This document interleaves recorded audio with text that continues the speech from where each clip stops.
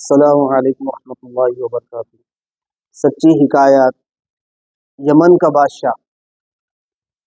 تاریخ ابن عساکر میں ہے کہ حضور نبی اکرم صلی اللہ علیہ وسلم سے 1000 سال پیشتر یمن کا ایک بادشاہ تبع اول حمیری تھا، اور ایک مرتبہ وہ اپنی سلطنت کے دورے کو نکلا۔ 12,000 عالم اور حکیم اور 1,32,000 سوار اور 1,13,000 پاپیادہ اپنے ہمراہ لیے اس شان سے نکلا کہ جہاں بھی پہنچتا اس کی شان و شوکت شاہی دیکھ کر مخلوق خدا چاروں طرف سے نظارہ کو جمع ہو جاتی تھی۔ یہ بادشاہ جب دورہ کرتا ہوا مکہ معظمہ پہنچا تو اہل مکہ سے کوئی اسے دیکھنے نہ آیا۔ بادشاہ حیران ہوا اور اپنے وزیر اعظم سے اس کی وجہ پوچھی تو اس نے بتایا کہ اس شہر میں ایک گھر ہے جسے بیت اللہ کہتے ہیں، اس کی اور اس کے خادموں کی جو یہاں کے باشندے ہیں تمام لوگ بے حد تعظیم کرتے ہیں، اور جتنا آپ کا لشکر ہے اس سے کہیں زیادہ دور اور نزدیک کے لوگ اس گھر کی زیارت کو آتے ہیں اور یہاں کے باشندوں کی خدمت کر کے چلے جاتے ہیں، پھر آپ کا لشکر ان کے خیال میں کیوں آئے؟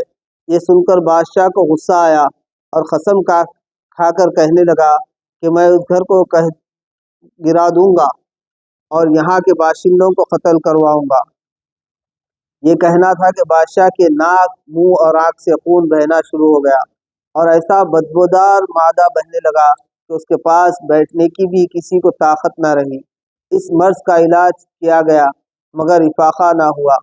شام کے وقت بادشاہ کے ہمراہی علماء میں سے ایک عالم ربانی تشریف لائے اور نفس دیکھ کر فرمایا، مرض آسمانی ہے اور علاج زمین کا ہو رہا ہے۔ اے بادشاہ، آپ نے اگر کوئی بری نیت کی ہے تو فوراً اس سے توبہ کیجیے۔ بادشاہ نے دل ہی دل میں بیت اللہ شریف اور خدام کعبہ کے متعلق اپنے ارادے سے توبہ کی۔ توبہ کرتے ہی اس کا خون اور مادہ بہنا بند ہو گیا، اور پھر صحت کی خوشی میں اس نے بیت اللہ شریف کو ریشمی غلاف پر چڑھایا اور شہر کے ہر باشندے کو 7 اشرفی اور 7 ریشمی جوڑے نذر کیے۔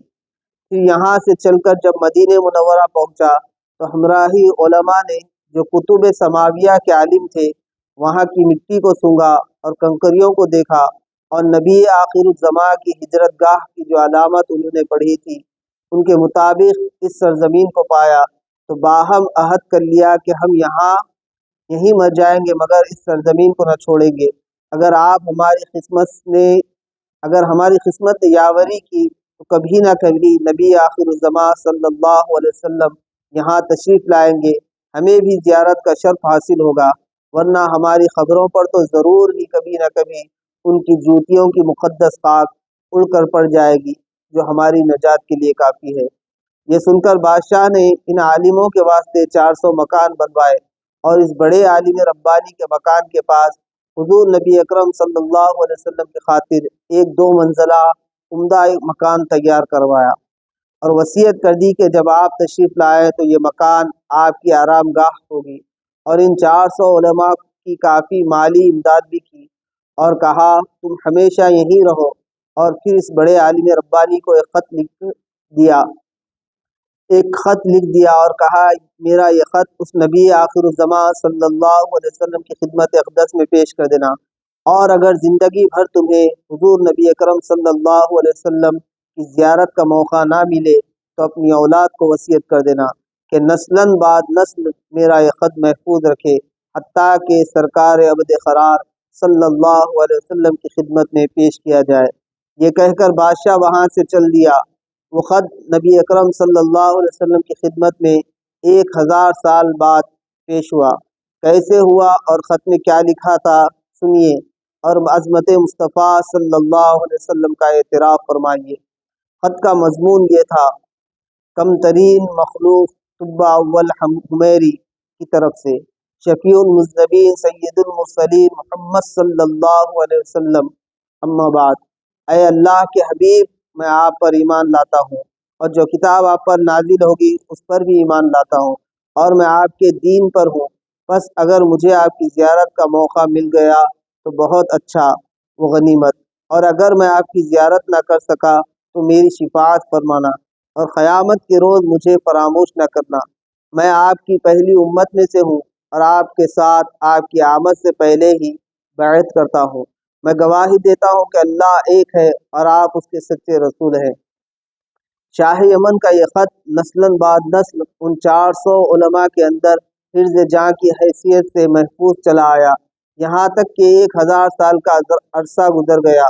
ان علماء کی اولاد اس کثرت سے بڑھی کہ مدینے کی آبادی میں کئی گنا اضافہ ہو گیا، اور یہ خط دست بدست مع وصیت کے اس بڑے عالم ربانی کی اولاد میں سے حضرت ابو ایوب انصاری رضی اللہ تعالیٰ عنہ کے پاس پہنچا، اور آپ نے وہ خط اپنے غلام خاص ابو لیلہ کی تحویل میں رکھا۔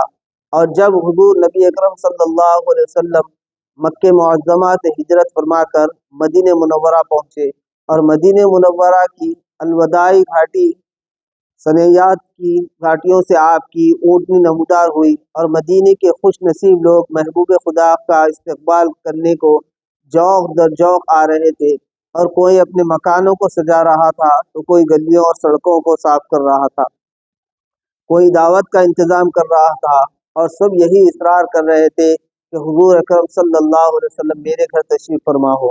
حضور صلی اللہ علیہ وسلم نے فرمایا کہ میری اونٹنی کی نکیل چھوڑ دو، جس گھر میں یہ ٹھہرے گی اور بیٹھ جائے گی وہی میری قیام گاہ ہوگی۔ چنانچہ جو 2 منزلہ مکان شاہ یمن طبا نے حضور کی خاطر بنوایا تھا، وہ اس وقت حضرت ابو ایوب انصاری رضی اللہ تعالیٰ عنہ کی تحویل میں تھا۔ اسی میں حضور اکرم صلی اللہ علیہ وسلم کی اونٹنی جا کر ٹھہر گئی۔ لوگوں نے ابو لیلہ کو بھیجا کہ جاؤ حضور کو شاہ یمن کا خط دے آؤ۔ جب ابو لیلہ حاضر ہوا تو حضور صلی اللہ علیہ وسلم نے اسے دیکھتے ہی فرمایا تو ابو لیلہ ہے؟ یہ سن کر ابو لیلہ حیران ہو گیا۔ حضور نے پھر فرمایا میں محمد رسول اللہ ہوں، شاہ یمن جو میرا خط تمہارے پاس ہے، شاہ یمن کا جو میرا خط تمہارے پاس ہے لاؤ، وہ مجھے دو۔ چنانچہ ابو لیلہ نے وہ خط دیا، اور حضور اکرم صلی اللہ علیہ وسلم نے پڑھ کر فرمایا صالح بھائی طبا کو آفرین و شاباش ہے۔ میزان الادویان۔ سبق: ہمارے حضور صلی اللہ علیہ وسلم ہر زمانے میں چرچا رہا، اور خوش قسمت افراد نے ہر دور میں حضور صلی اللہ علیہ وسلم سے فیض پایا، اور محمد رسول اللہ صلی اللہ علیہ وسلم اگلی پچھلی تمام باتیں جانتے ہیں۔ اور یہ بھی معلوم ہوا کہ حضور صلی اللہ علیہ وسلم کی آمد کی خوشی میں مکانات اور بازاروں کو سجانا اور مزین کرنا صحابہ اکرام کی سنت ہے۔ پھر آج اگر ہم حضور کی آمد کی خوشی میں بازاروں کو سجایا جائے، گھروں کو مزین کیا جائے اور جلوس نکالا جائے تو اسے بدعت کہنے والے خود کیوں بدعتی نہ ہوگا۔